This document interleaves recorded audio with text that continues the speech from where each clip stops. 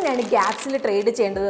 ഇതിന് നിങ്ങൾക്ക് ഞാനൊരു സ്ട്രാറ്റജി പറഞ്ഞുതരാം. ഇത് മെയിൻലി സ്റ്റോക്സിലാണ് വർക്ക് ചെയ്യുന്നത്. അപ്പോൾ ഇതിനായിട്ട് നമ്മളിപ്പോൾ മാർക്കറ്റിൽ ഗ്യാപ്പ് അപ്പ് അല്ലെങ്കിൽ ഗ്യാപ്പ് ഡൗൺ ആകാൻ പോകുന്ന സ്റ്റോക്സ് ആയിരിക്കും നോക്കുന്നത്. അപ്പോൾ ഇത് നമ്മൾ 5 മിനിറ്റ് ടൈം ഫ്രെയിമിൽ നോക്കും. അപ്പോൾ മിനിമം ഗ്യാപ്പ് അപ്പ് അല്ലെങ്കിൽ ഗ്യാപ്പ് ഡൗൺ 1% ആയിരിക്കണം. അപ്പം നിങ്ങളിപ്പോൾ വിചാരിക്കുക ഗ്യാപ്പ് അപ്പ് 1% ആണെന്ന്. സോ ഗ്യാപ്പ് അപ്പ് ഉണ്ടെങ്കിൽ ഞാൻ ആദ്യം 5 മിനിറ്റ് ക്യാൻഡിലിന് വെയിറ്റ് ചെയ്യും. 9:20 ആകുമ്പോൾ എന്റെ ക്യാൻഡിൽ ക്ലോസ് ആവും. അപ്പോൾ ആ ഒരു ക്യാൻഡിലിന്റെ ലോയിൽ ഞാൻ വിൽക്കും. സോ ഗ്യാപ്പ് അപ്പ് സംഭവിച്ചു കഴിഞ്ഞിട്ടുണ്ടെങ്കിൽ കൂടുതൽ തവണ മാർക്കറ്റ് റിവേഴ്സൽ എടുക്കും, അതായത് മാർക്കറ്റ് ഇടിയും. സോ ആദ്യത്തെ ക്യാൻഡിൽ ലോയിൽ ഞാൻ വിൽക്കും, അതുപോലെ ആദ്യത്തെ ക്യാൻഡിന്റെ ഹൈയിൽ ഞാൻ സ്റ്റോപ്പ് ലോസ് വെക്കും. എന്നിട്ട് 1:2 എന്ന ടാർഗറ്റ് റേഷ്യോയിൽ ഞാൻ ട്രേഡ് ചെയ്യും. ഇതുപോലെ തന്നെ ഇപ്പോൾ ഒരു ഗ്യാപ്പ് ഡൗൺ ഉണ്ടായിട്ടുണ്ടെങ്കിൽ ഈ ഒരു ഗ്യാപ്പ് മിനിമം 1% ആയിരിക്കണം. ഇവിടെ ഞാൻ ആദ്യത്തെ ക്യാൻഡിലായിട്ട് ഞാൻ വെയിറ്റ് ചെയ്യും. എന്നിട്ട് ഇതിന്റെ ഹൈയിൽ ഞാൻ വാങ്ങും, ക്യാൻഡിൽ ലോയിൽ ഞാൻ സ്റ്റോപ്പ് ലോസ് വെക്കും. അതിൽ 1:2 ടാർഗറ്റിൽ ഞാൻ എക്സിറ്റ് ചെയ്യും വീണ്ടും. പക്ഷേ എങ്ങനെയാണ് നമുക്കിപ്പം ഏതൊക്കെ സ്റ്റോക്സ് ആണ് ഗ്യാപ്പ് അപ്പ് അല്ലെങ്കിൽ ഗ്യാപ്പ് ഡൗൺ സംഭവിക്കാൻ പോകുന്നതെന്നുള്ള അറിയുക? അപ്പോൾ ഇതിനായിട്ട് നിങ്ങൾക്ക് NSE വെബ്സൈറ്റിൽ പോകാം. ഇവിടെ നിങ്ങൾക്ക് ടോപ്പ് ഗെയിനേഴ്സ് അതുപോലെ ലൂസേഴ്സിനെ കാണാം. സോ എത്ര ഗ്യാപ്പ് അപ്പ് അല്ലെങ്കിൽ ഗ്യാപ്പ് ഡൗൺ സംഭവിച്ചെന്നുള്ളത് നമുക്ക് ഇവിടുന്ന് മനസ്സിലാക്കും.